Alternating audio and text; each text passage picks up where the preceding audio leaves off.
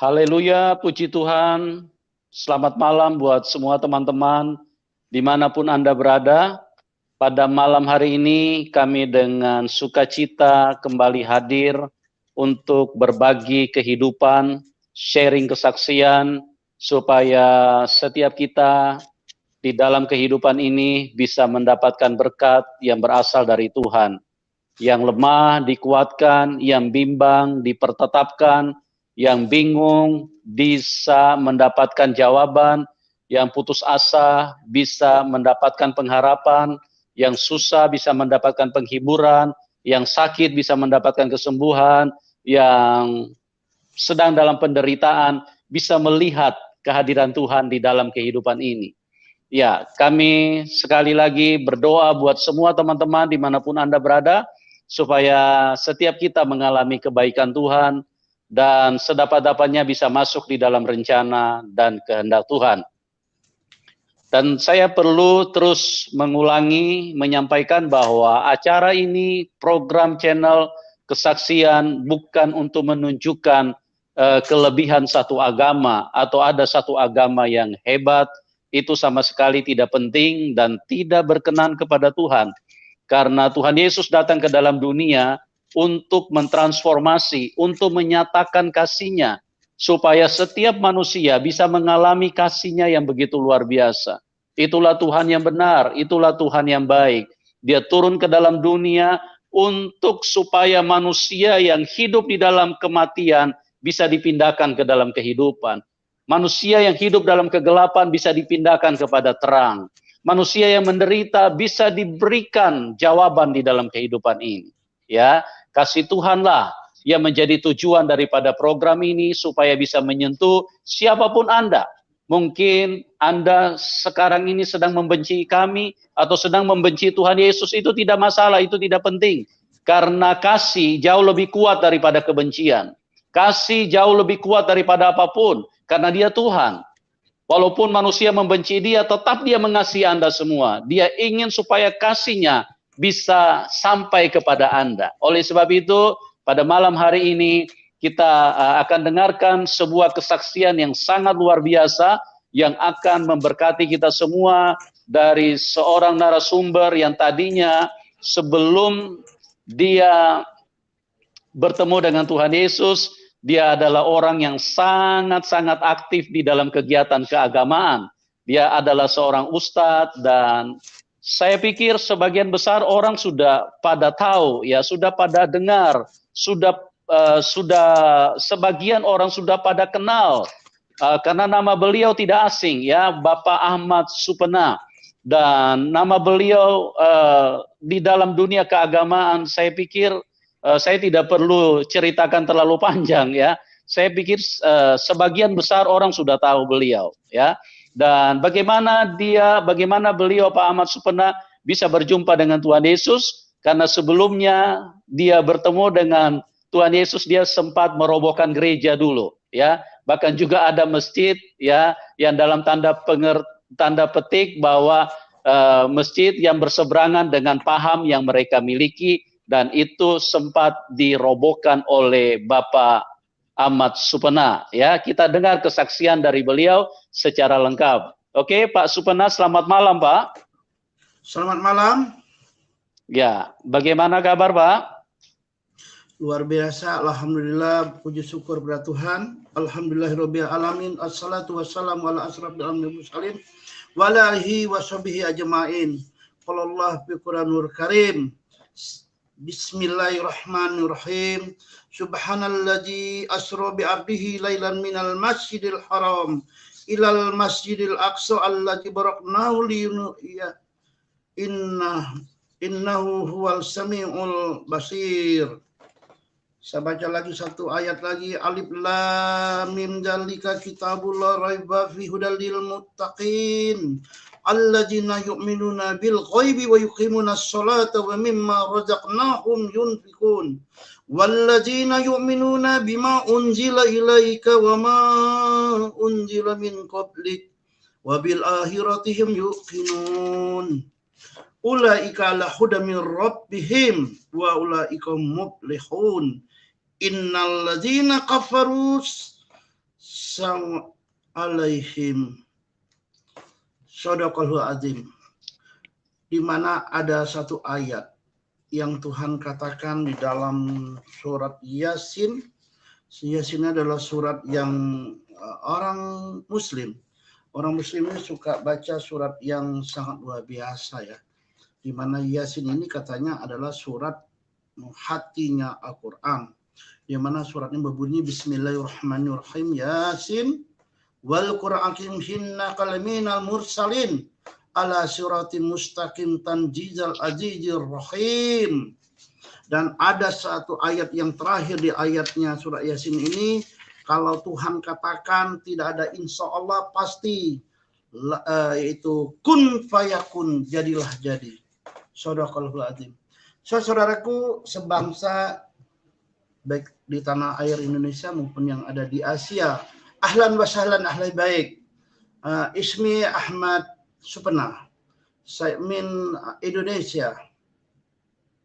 Nama saya adalah Ahmad Supena. Saya menunaikan ibadah haji pada tahun 1994. Saya menunaikan ibadah haji ini atas undangan daripada Raja Fahd, orang tua daripada Raja Salman, yaitu beliau adalah orang daripada penjaga dua kota, yaitu kota Mekah dan kota Madinah.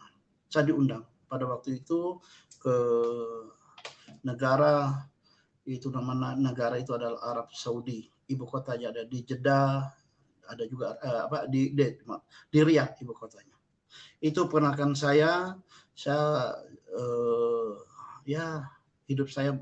Banyak saudaraku yang sedang mendengar malam hari ini, baik dari kelompok-kelompok, baik kelompok Ahmadiyah, kelompok Muhammadiyah, kelompok Nahdlatul Ulama, ada juga kelompok Persis. Saya pernah di Bandung banyak mengikuti kegiatan Persis, dan juga ada beberapa organisasi pembina iman dan Islam, Persatuan Islam Indonesia, dan saya pernah dalam berorganisasi di situ, dan juga saya menghabiskan waktu pada waktu saya Muslim, ya banyak ya kita harus fastaqul bihairat, berlomba-lomba dalam mencari kemenangan. Tapi kemenangan malam hari ini akan saya utarakan. Baik saudaraku, Tuhan selalu memberkati kita semua. Kita orang yang beriman, pasti Tuhan menolong. Di mana dalam Al-Quran dikatakan, ya ayuhan nas inna khalaqnakum min dzakari wa unsa syu'uban wa qabaila li'atub inna akramakum indallahi atqakum. Tapi atqakum di sini bukan atqakum dari kafah ya, tapi atqakum di sini adalah bagaimana kita bertemu dengan Tuhan Yesus Kristus juru selamat kita. Karena ada seorang nabi belajar sholat pun dituntun malaikat Jibril. Ayat itu dosa bacakan, subhanallazi asra bi abdihi lailan minal masjidil haram ilal masjidil aqsa. Itu saudaraku. Nah, di mana surat ini dijelaskan mengenai perjalanan nih ya, saya jelaskan. Maha suci Allah yang telah memperjalankan hambanya Muhammad pada malam hari dari Masjidil Haram ke Masjidil Aqsa, yang telah kami berkahi sekelilingnya agar kami perlihatkan kepada sebahagian tanda-tanda kebesaran kami. Sungguhnya dia maha mendengar, maha melihat. Basir. Jadi saudara-saudaraku, ini sebenarnya tentang bagaimana Muhammad mendapat perintah sholat 50 waktu. Yang bimbing ini adalah Isa Al-Masih dan malaikat Jibril. Berkali-kali dia harus turun dari satu muntaha untuk menerima perintah sholat. Baik saudaraku, itu gambaran kecil. Boleh saudara untuk bertanya tentang keislaman, tapi itulah yang dapat saya beritakan malahan. Terima kasih. Tuhan memberkati. Iya, puji Tuhan. Haleluya. Amin. Ya, Pak Supena, mungkin bisa dicerita sedikit dulu latar belakang Bapak, kegiatan-kegiatan yang Bapak pernah jalani waktu di Islam lalu dan bagaimana prosesnya pada waktu Tuhan Yesus menjumpai Bapak sehingga Bapak bisa beralih dan sekarang jadi pemberita Injil, Pak. Bapak bisa ceritakan supaya ada alurnya untuk teman-teman nanti bisa berdiskusi ya, Pak. Silakan, Pak. Latar belakang Bapak seperti apa dulu? Terlahir dari keluarga yang Muslim, terus Bapak dididik bagaimana, gitu, Pak. Pendidikannya bagaimana, terus kemudian sampai ke satu titik Bapak pernah merobohkan gereja juga. Nah, itu Bapak bisa ceritakan supaya dasar daripada diskusi pada malam hari ini menjadi lebih maksimal gitu, Pak ya. Silakan Pak Supena. Ya, Masya Allah, alhamdulillah sahlan, baik. Ada satu ayat dalam surat Ali Imran 95 mengatakan inna dinda indola Islam, sesungguhnya agama yang paling mulia di sisiku adalah Islam. Ya, pada waktu itu saya mengaku bahwa Islam itu adalah agama yang benar, agama yang baik, ya. Tetapi setelah saya belajar dari mulai tingkat sanawiyah 3 tahun, aliyah 3 tahun, saya menghabiskan di pondok pesantren Suralaya.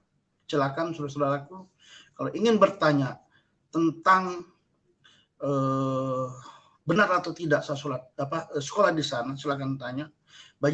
Masih banyak saksi teman saya, bahkan guru saya ada yang masih hidup dan juga ada yang meninggal.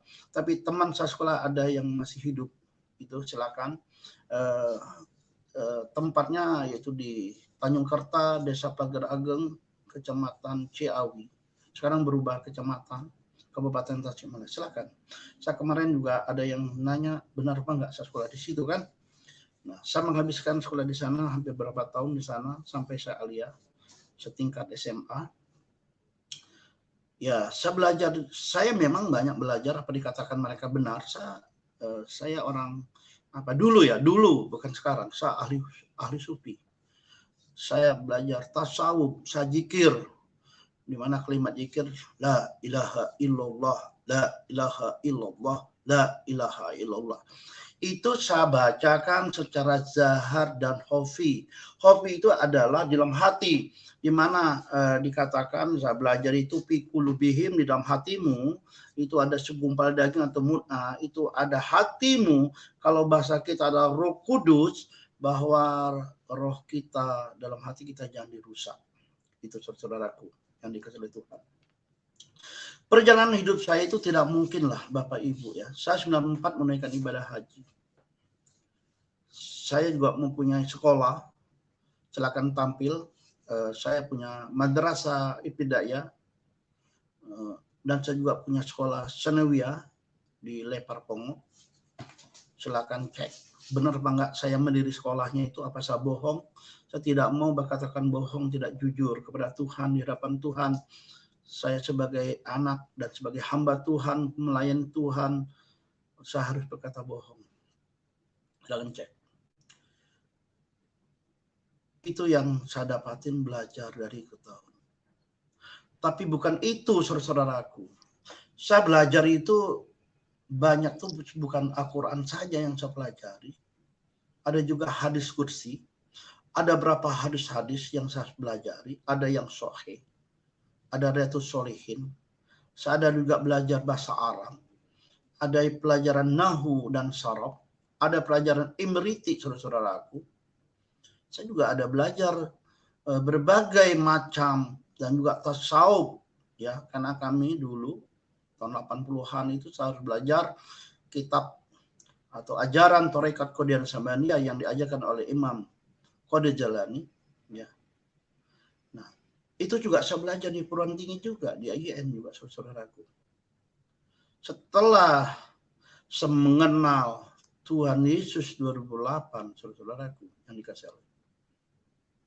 Banyak fakta-fakta di dalam perjalanan hidup saya memimpin organisasi, saya bermujadah kepada teman-teman, baik laki-laki maupun perempuan, karena kan selalu saya biasa selain khotbah di hari Jumat dan juga ceramah kultum di subuh, biasa sesudah sholat subuh ya. Itu jauh sekali faktanya. Karena jalan yang benar adalah Yesus Kristus yang memberi kita kan damai, sukacita, anugerah Tuhan yang terbesar, ya. Itu. Saya bangga, saudara. Saya merusakkan masjid itu saya bangga. Karena waktu itu dilarang oleh pemerintah Indonesia. Merusakkan gereja. Ada gereja juga, ada masjid juga kami rusakkan karena dilarang oleh negara Indonesia. Itu mereka berimam Imam Mahdi yang ada di Lahore, ya kan, di Kodian, ya khususnya di Pakistan dan India, tapi adanya di Indonesia. Itu. Saya minta maaf kemarin kepada daripada apa ya, pengurus, dan beliaunya adalah mu'alim yang dikenal. Mu'alim itu setingkat kiai ya di lingkungan Ahmadiyah. Nggak apa-apa lah, kita memang dilarang ya oleh negara. Selain itu ada yang serusak lagi, rumah ibadah orang Kristen, ya. Tapi saya nggak dihukum, nggak diapa-apain, malah saya diampunin. Itulah kasih Kristus, kasih sayang, anugerah.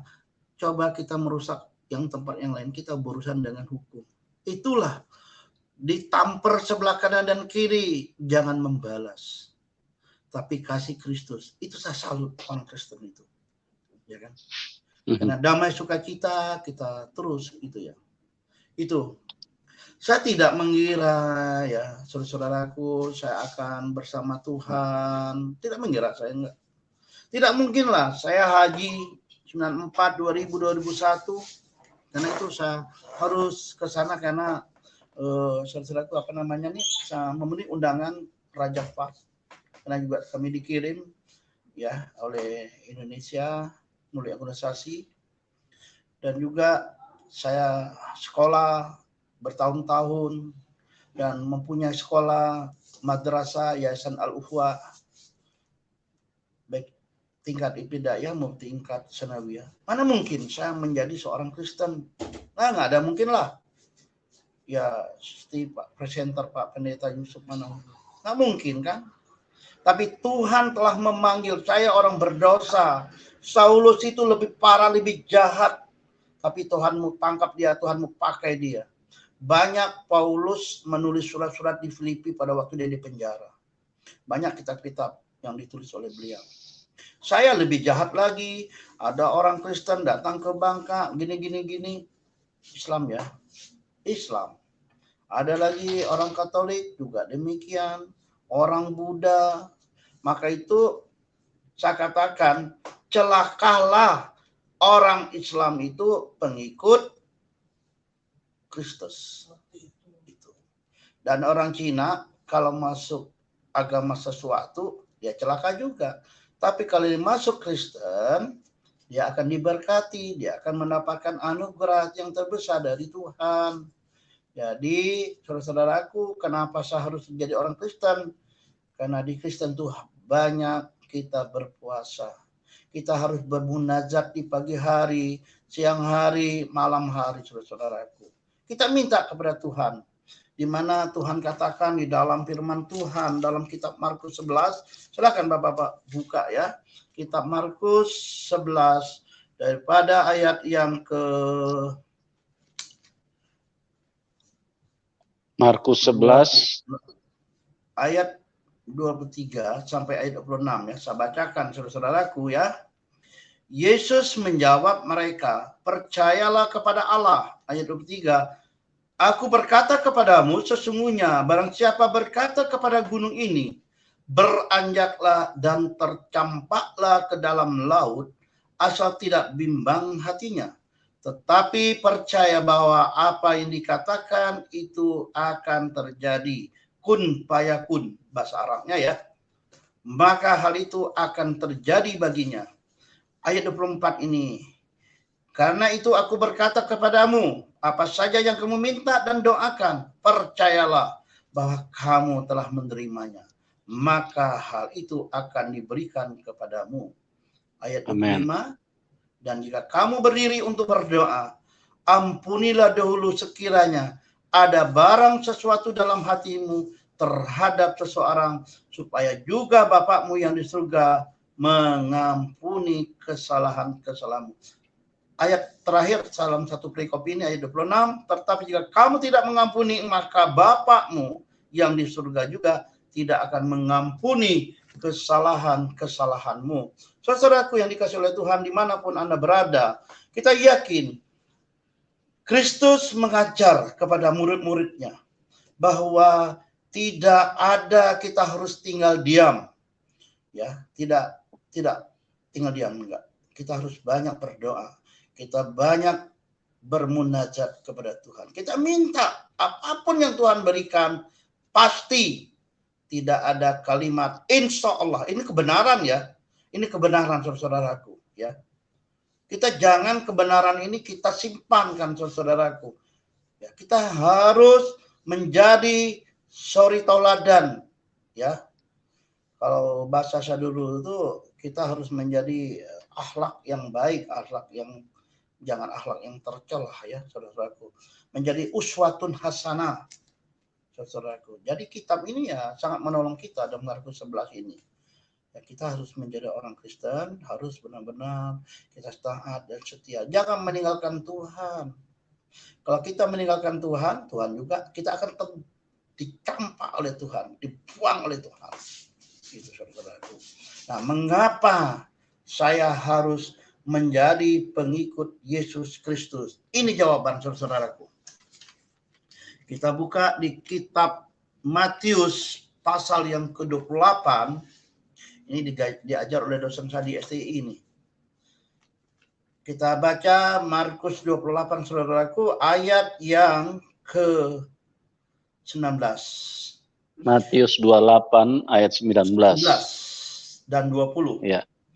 Karena itu pergilah, jadikanlah semua bangsa muridku dan baptislah mereka dalam nama Bapa dan Anak dan Roh Kudus. Ayat 20, dan ajarkan mereka melakukan segala sesuatu yang telah kuperintahkan kepadamu. Dan ketahuilah aku menyertai kamu senantiasa sampai kepada akhir zaman. Saudara. Amin. Ini bukan kata Ahmad Supena. Ini kata kitab Matius, saudaraku. Kita yakin Tuhan akan memberkati kita semua.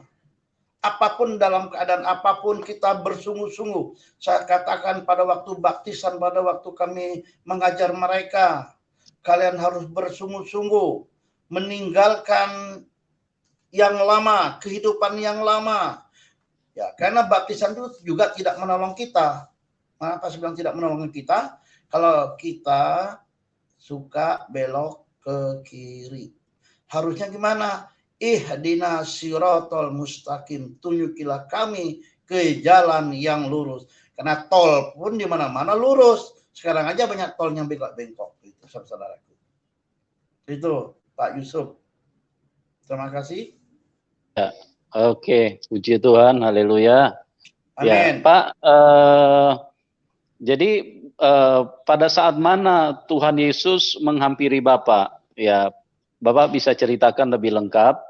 Pada saat Bapak lagi tidur, atau Bapak lagi duduk, atau Bapak lagi di dalam sebuah acara. Nah, itu Bapak bisa ceritakan kepada teman-teman supaya mereka bisa paham bahwa ini bukan rekayasa, tapi ini adalah sebuah peristiwa yang adikodrati bagaimana kuasa Tuhan menghampiri seorang yang tadinya sangat tidak mengenal Tuhan Yesus, bahkan juga sangat membenci. Nah, pada saat mana, Pak? Bapak bisa ceritakan lebih lengkap, Pak. Silakan, Pak Supena. Saya tidak ada bermaksud mengguruhin kalian, saudaraku ya. Baik saudaraku yang beragama maupun yang belum beragama, yang belum percaya kepada Tuhan Yesus. Di hari Jumat saya akan berkhotbah di satu kota di Kepulauan Bangka. Jam 10 itu saya agak berat. Saya katakan, saya hari ini susah sih untuk menyampaikan khotbah hari Jumat ini. Aku bilang, ditanya kenapa Pak Ustadz, Pak Haji? Nggak tahu, saya bilang. Dia bilang, maka apakah sakit? Saya bilang, saya nggak sakit, saya sehat. Saya bilang. Ada apa ya katanya? Apa yang kami dapat tolong? Saya katakan kepada mereka, jam 3 pagi setelah sholat tahajud, saudara-saudaraku ya, ada yang menghampirin saya, tapi saya tidak berkenal dan tidak mengenal seseorang, seorang manusia yang begitu, yang anggun, ya, wajahnya, rambutnya juga panjang, pakai jubah putih, dan juga dia tidak mengenal pada awal pertama berjumpa. Hai Ahmad, kamu itu banyak dosa, banyak murid-muridku kamu jerumuskan, dan orang-orang yang mau percaya kepadaku kamu belokkan ke kiri, bukan kamu ajarkan menjadi lurus. Ya, hanya begitu aja. Setelah saya mulai terbangun, saya mau berangkat dari tempat tidur, saya mau sholat tahajud. Itu biasa saya ambil air wudhu dulu. Setelah itu saya udah persiapan, saya udah pakaikan sarung, saudaraku. Ini penglihatan saya agak rubah hari ini. Aku datang kepadamu hanya untuk menolong kamu. Kamu adalah orang yang berdosa. Tapi di tengah malam hari ini, saya ambil kamu. Udah selesai, mimpi itu hilang. Habis itu saya mau sholat tahajud, jam 3 lewat udah itu ya. Gak ada jeda. Nggak bisa, berat. Saya nggak bisa berangkat dari duduk itu. Saya biasa kalau sholat itu pakai baju koko, tangan panjang. Ya hampir sama lah baju yang saya gunakan sekarang. Tapi ini baju saya udah baru beli ya. Berapa bulan yang lalu. Nah akhir itu saya minta, ya Allah ya Rabbi, apa salah hambamu ini? Apa dosa hamba ini? Sampai saya bilang, ihdina syiratal mustaqim, syiratal ladzina an'amta alaihim ghairil maghdubi alaihim waladdallin. Saya bilang, saya baca surat Yasin kan, hanya 5 ayat. Saya baca lagi surat Yasin sampai 10 ayat. Saya bacakan surat Yasin sampai 15 ayat. Akhirnya mendekatin sholat subuh. Muadzin telah mengumandangkan azan di subuh itu. Ya Allah, kenapa salah? Apa dosa saya? Saya nggak tahu tuh cerita tentang apa yang dimaksudkan, yang dianugerahkan saya dari malaikat itu. Jadi saya juga sampai subuh juga bingung apa yang mau saya kerjakan. Biasa sholat subuh saya biasa, kalau saya di rumah saya biasa baca ayat lah, baca Al-Quran, ngaji saya. Tapi hari itu saya lain. Sampai jam 6 saya juga bingung itu. Apa? Nah, itu pas hari Jumat pagi. Nah, setelah itu jam 10, teman saya udah mengingetin, Pak Ustadz, Pak Haji, dia bisa manggil saya begitu. Jadwal jangan lupa ya, nanti jam 11 udah siap-siap di masjid. Saya nggak sebutin masjid, cukup masjid paling gede masjidnya. Saya untuk menyampaikan khotbah hari Jumat. Tapi saya katakan hari ini saya tidak bisa jadi khotib dan juga sebagai imam. Dan mereka tanya saya juga bingung, saya nggak bisa jawab.